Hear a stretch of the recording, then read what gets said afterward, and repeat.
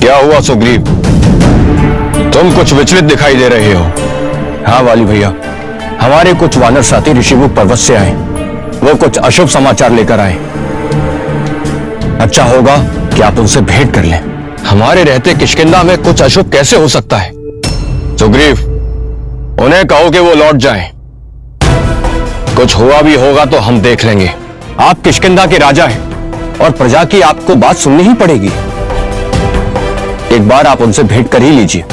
किंतु ऐसा क्या हुआ है जो उन्हें मुझसे मिलना इतना आवश्यक लग रहा है? बहुत ही आवश्यक निवेदन लेकर आए हैं। महर्षि मतंग के बारे में कुछ कह रहे थे वो। ठीक है, बुलाओ उन्हें। प्रणाम महाराज। प्रणाम। आप सभी व्याकुल दिखाई दे रहे हैं। क्या समस्या है? महाराज बाली, हम सब वर्षों से ऋषिमुख पर्वत पर निवास कर रहे हैं, किंतु आज महर्षि मतंग ने हम सबको ऋषिमुख पर्वत छोड़ने के लिए विवश कर दिया है। महर्षि मतंग ऐसा कैसे कर सकते हैं? किष्किंधा का वो क्षेत्र हमारे आधिपत्य में है। किष्किंधा के राजा हम हैं, वहां के स्वामी हम हैं, मतंग नहीं। महाराज, मतंग ऋषि के तपोबल के बारे में तो सब जानते हैं। इंद्र और वरुण जैसे देवता भी उन्हें शीश नवाते हैं।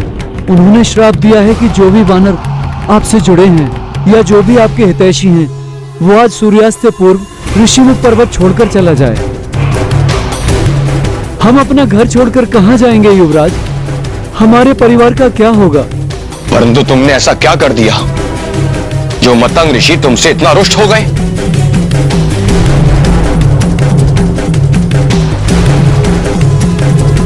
बोलते क्यों नहीं? भैया, ये सब दुदुम्बी की घटना के कारण हुआ है। जब आपने दुदुम्बी की देह को घुमाकर फेंका था तो उसकी देह से निकलने वाला रक्त महर्षि मतंग के ऊपर भी गिरा था, जिससे उनका ध्यान भंग हो गया और रक्त की कुछ छींटें उनके आश्रम पर भी पड़ी थी। और दुदुम्बी की देह उनके आश्रम में ही गिरी थी जहां दुदुम्बी ने अपने प्राण त्यागे थे।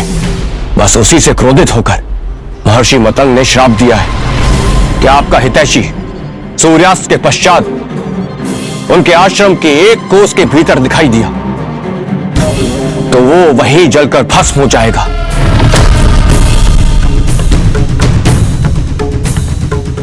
और भैया, उन्होंने आपको भी श्राप दिया है कि आज सूर्यास्त के पश्चात यदि आपने वहां पांव भी रखा तो आप भस्म हो जाएंगे।